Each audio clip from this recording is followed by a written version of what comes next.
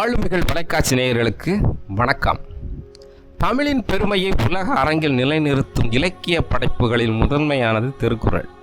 2000 ஆண்டுகளுக்கு முன்பு திருவள்ளுவர் முன்வைத்த வாழ்க்கை சிந்தனைகள் காலத்தை கடந்து இன்றும் மனித சமூகத்துக்கான வழிகாட்டியாக திகழ்கின்றன.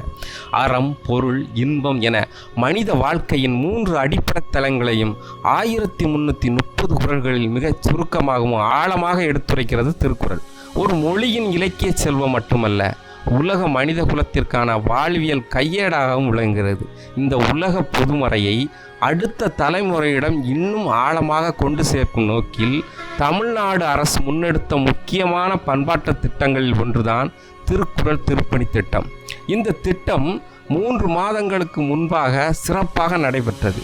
அந்த சிறப்பாக நடைபெற்ற திட்டத்திற்கான வெற்றி விழாதான் இப்பொழுது கொண்டாடப்பட்டு வருகிறது. இத்திட்டம் ஒரு மைய நிகழ்ச்சியாக மட்டும் இல்லாமல் மாவட்ட அளவில் செயல்படுத்தப்படும் தொடர்ச்சியான பண்பாட்டு செயல்பாட்டாக உருவெடுத்து வருகிறது. எந்த ஒரு பண்பாட்டு மரபும் அடுத்த தலைமுறையிடம் சென்றால்தான் அது உயிரோடு இருக்கும்.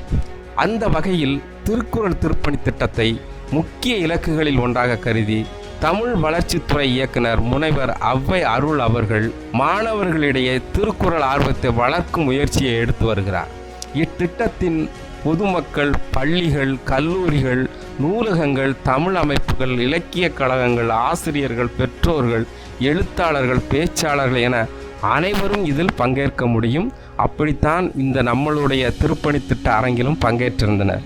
இன்றைய தலைமுறைக்கு திருக்குறளை எடுத்து செல்வது என்பது வெறும் பழந்தமிழை பாதுகாப்பதல்ல, அறம், நேர்மை, அன்பு, வெறுப்பு, நீதி, மனிதநேயம் ஆகியவற்றை அடுத்த தலைமுறையின் வாழ்வில் விதைப்பதாகும். அதனால் தமிழ்நாடு முழுவதும் மாவட்டந்தோறும் 900க்கும் மேற்பட்ட திருப்பணி திட்டம் நடைபெற்றது. சென்னையில் 3 மாவட்டங்களில் நடைபெற்றன. மத்திய மாவட்டத்தின் திருக்குறள் திருப்பணி திட்டத்தின் பொறுப்பாளராக முனைவர் திருக்குறள் ப. தாமோதரன் அவர்களும், பயிற்றுநர்களாக அரசு பணியில் உள்ள திரு செந்தில்குமார் அவர்களும், பத்திரிகையாளர் ஆவி முத்துப்பாண்டி அவர்களும் இருந்தனர்.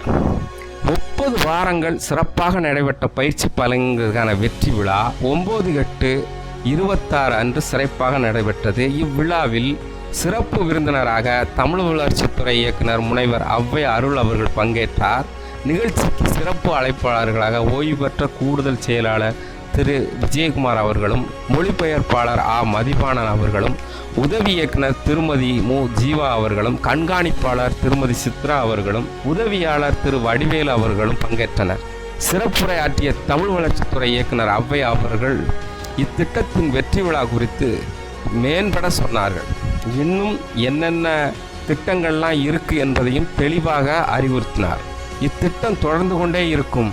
திருக்குறள் நிறைவு என்பது எப்போதும் கிடையாது, அது வெற்றிதான். அதனால் இன்று வெற்றி விழா கொண்டாடுகிறோம் என்று ஆழமாக எடுத்துரைத்தார். 30 வாரங்கள் பயிற்சி பெற்றவர்களில் எல்கேஜி சந்திரநாயகி முதல் 90 வயது புலவர் வெங்கடேசன் வரை அனைவரும் அதற்கான சான்றிதழ்களை பெற்று மகிழ்ந்தனர்.